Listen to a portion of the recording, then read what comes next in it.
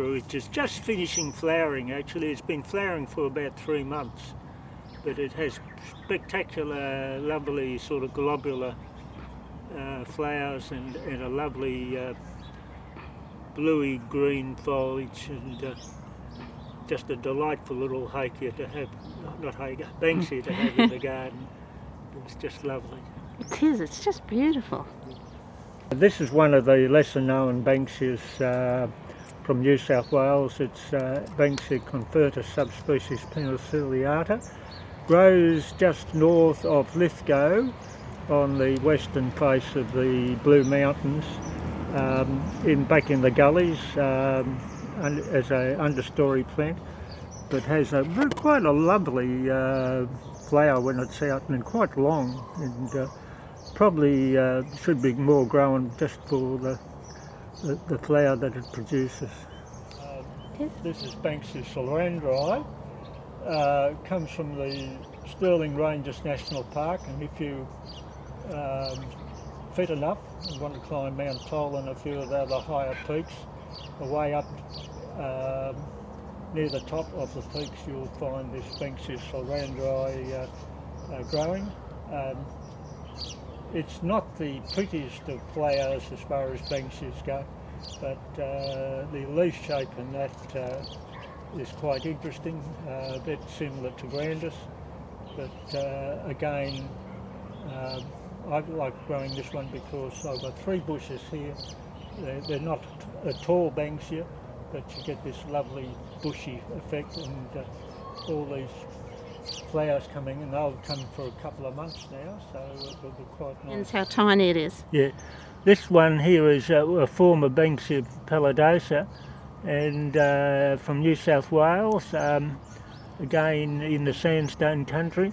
But this low growing form is quite interesting because it has little small flowers, and the foliage too is quite smaller. Below is a variety Cunninghamii, and it comes from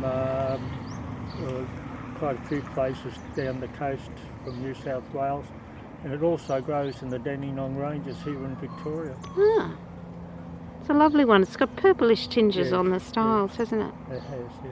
Banksia hookerana. When I first went to Western Australia about 30 or 40 years ago, we actually went up the Bland Highway from Perth and got onto the sandy country.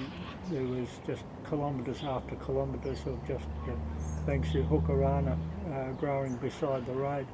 Now most of that's been cleared, unfortunately, and I don't get the same enjoyment in travelling up the highway. But hookerana is very similar to Banksia prionatis, the flower, and the real difference, of course, is in the leaf on Banksia prionatis is much wider and has a lot deeper dentations in it, whereas hookerana's got this lovely fine serrated leaf.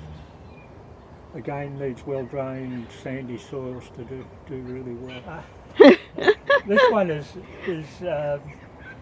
showing what happens when this is Banksia praemorsum. Because we've had a few frosts and really bitterly cold days, even the wind chill factor, and what it's done is tended to abort the flowering on the tips of the flowers spikes. So, but nevertheless, you can see down underneath the flower spikes are not so much affected, and they're really beautiful. But never mind, the colour variations still makes it look very attractive.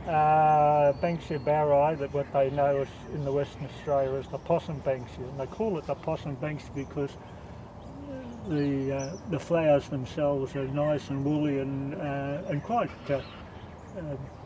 lovely to touch.